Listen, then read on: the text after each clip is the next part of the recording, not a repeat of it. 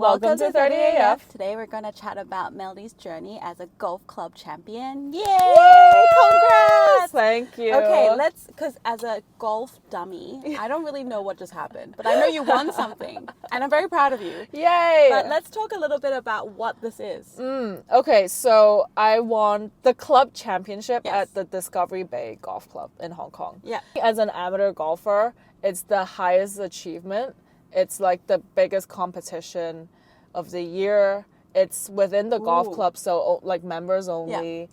Only that club? Yes. How about the other clubs? They have their own? They have their own. So Okay. each club has their own club championships for the men's and the ladies division. And so, so because I joined Discovery Bay Golf Club, because Boris is a member, I get to play in this. And this is my first year playing. And you won. And I won. Oh, that's amazing. Yes, I had no idea. it was my first try. It was definitely a little bit of luck. Yeah. But yes, very happy. The competitors are all people that have played for many years. For many years, I'm the youngest by far. I think they're all around 50s. Yes. Yeah, Yes.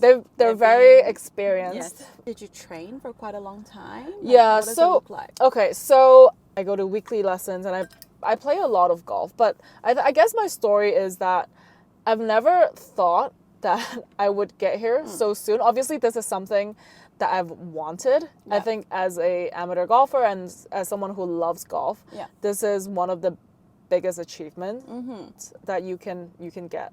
And this has always been on my mind, and working with my coach, obviously we work on our technique and everything. And I'm only 29, so it's quite, like, I'm very proud of myself that it happened at a young age. And you played when you were younger, but then you stopped. Yeah, so I guess my story is I started golf when I was 9, and because my parents played golf. Yeah. And then I think I played for 3 years, but I never really enjoyed it. And so I stopped. And I actually restarted golf when I first met Boris because he plays golf. And then it just became one of our activities. Of how you guys got together. Yes. So we played a lot of golf together. And then he's taking it quite seriously. I guess I started taking it quite seriously as well. But this was like more than 5 years ago. This was like right? 5 years ago. Oh, 5 years ago. Yeah. And only recently did golf start getting super popular, right? So this was like before it was super popular. Before it was super popular, it was just something that we did together. Only because we were both still junior members at the Hong Kong Golf Club. Right. So without that, we wouldn't have played. Got it. Yeah. So it was just by convenience as well. So that's how we started. Just him dragging me to golf is just an activity that we would do together. And I started slowly getting back into it. And as I got better, I just liked it a little bit more. Competitive golf, it's actually very stressful. Competitive golf, you have to really be mentally so strong. Yeah. And you just have to, you're out there by yourself. Like there's no one around you. You're in your mind, you're trying to figure things out. It's so like a single person sport. Yeah, it's not very enjoyable. Yeah. And so I never thought that I would play competitively. Yeah. How much percentage is it mental versus physical? I feel like a lot of people don't talk about the mental side of golf. And I think the mental side is so important, especially when you're playing competitions. Yeah. Because you have to just free up your mind and play with commitment, which is very difficult to do. And very sure. Yeah, and when you're anxious, when you're nervous, there's a physiological change in your body. You grip the club harder, you can't swing as smoothly, you're just so tense. When you're too focused on just the outcome, you're unable to focus on the process. Yeah. And getting to the process is the most important. The mental side is so important. 50-50, you would say? I would say competitive, yes. Okay. Yeah. Competition is, there are lots of different styles of play in competition, in competitive golf. So for the Discovery Bay Championship, it's 2 days. So we play Saturday and Sunday. Wow. And it's 2 days of stroke play, which means that you have to get the ball inside the hole so there's no gimmies. Right, when you play with your friends. What's a gimme? Like when you play with your friends, sometimes if you hit the ball OB or like if it's out of the course, you say, oh, just hit another one, you know, and there's no consequences. Or when the ball is close enough to the hole, you say, oh, it's fine. It's just take it away, like good shot, you know, like because you're just having fun.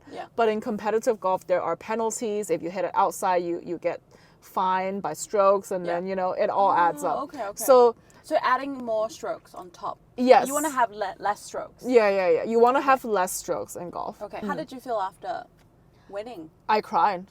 I honestly, it was so emotional because never thought it would happen. Yes, and because it's just so it's just like pent up emotion that's been brewing inside. You have to, you know, you try to calm yourself down when things are not going well, and then you're like frustrated, and you're like, you know, you give yourself hope. You know, it's just an emotional roller coaster.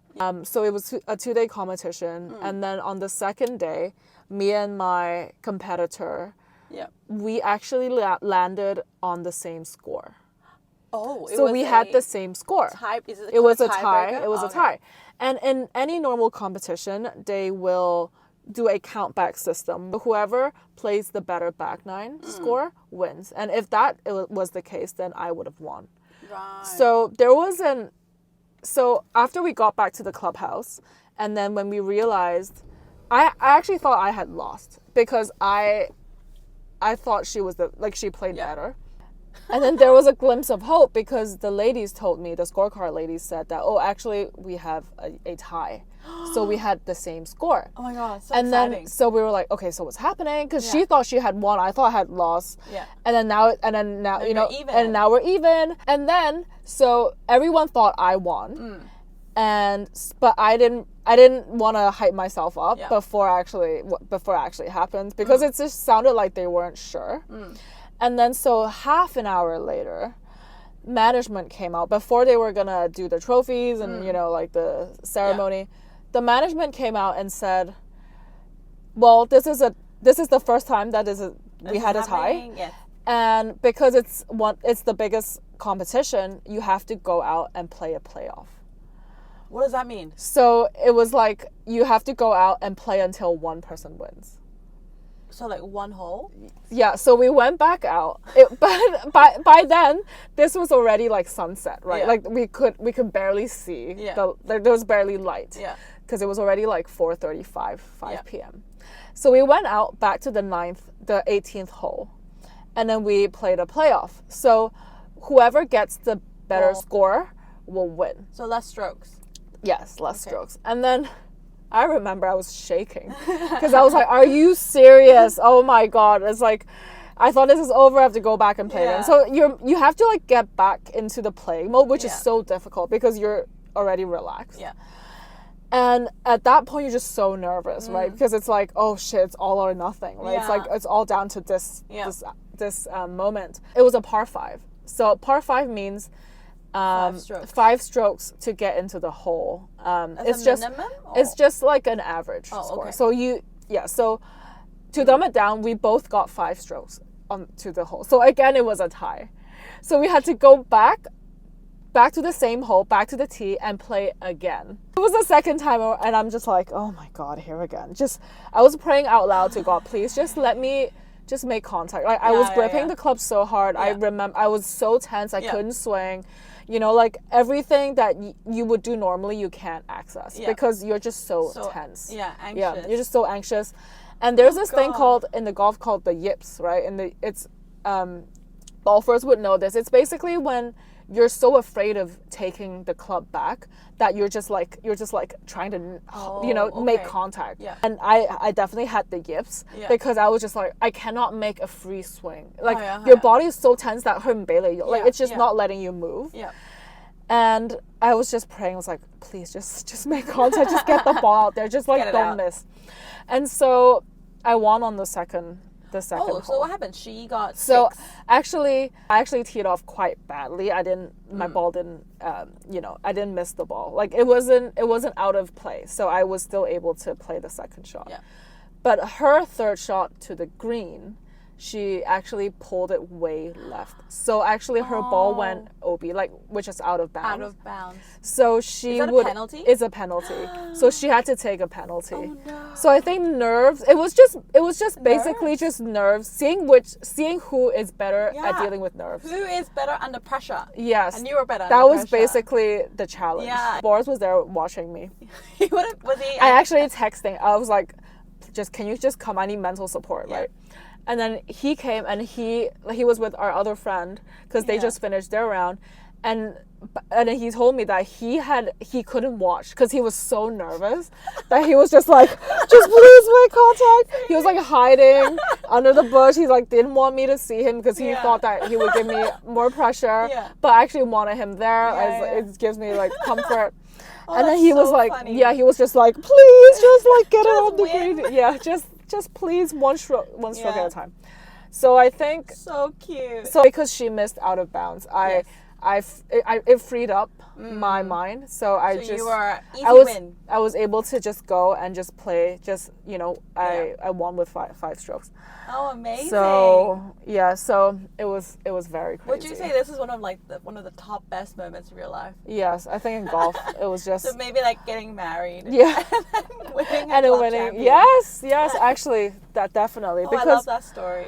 Because I think it's just crazy that I don't think I've ever been an ambitious golfer. Yeah. Right? To me, it's just a game. Yeah. I actually went into, obviously I wanted to win. You always want to win.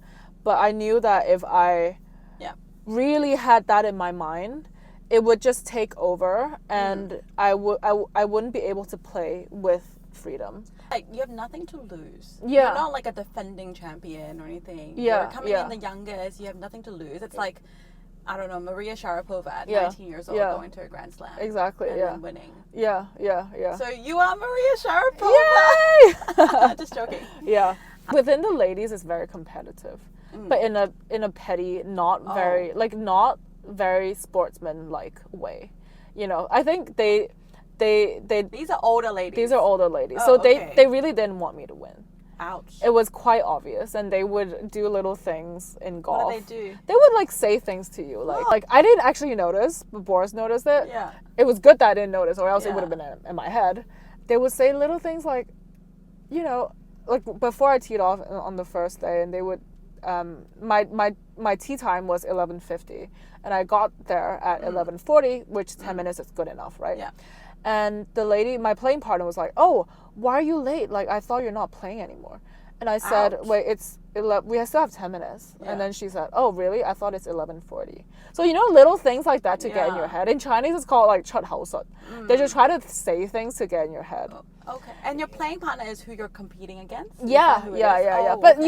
you should be at least not be rude. You know what I mean? You should just have a normal environment. But and then on the second day, the second day is by your score. So the best 4 scores, they all play together. So we were on the last tee to tee off. And it was very obvious that they wanted my competitor to win.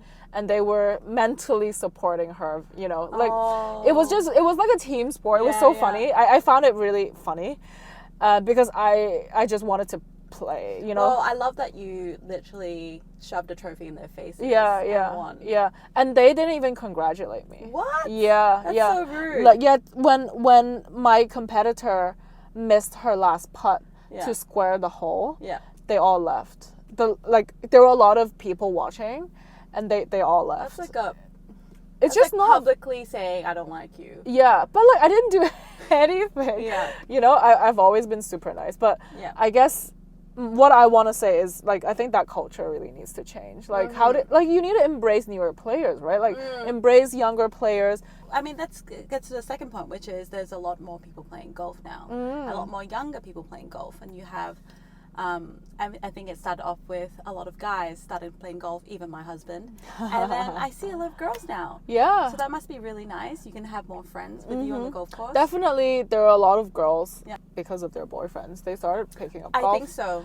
Especially during COVID, I think when there's not that much to do.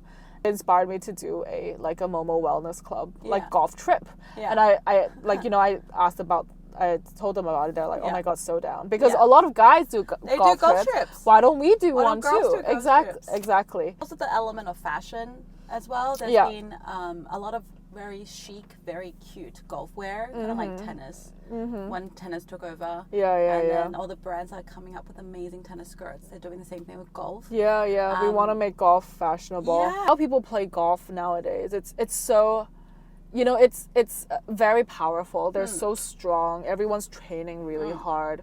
It's not like, oh, like you're just chilling on the course. Kind of people actually put in a lot of effort Super into competitive. building up your body to play golf, right? So just like any other sport. Yeah, I am like that meme wife where my husband will like run off in the morning. It's not even light yet, and he'll be gone and he'll be off to golf. And Golfers wake up really early. And then he'll say, "I'll be back for lunch."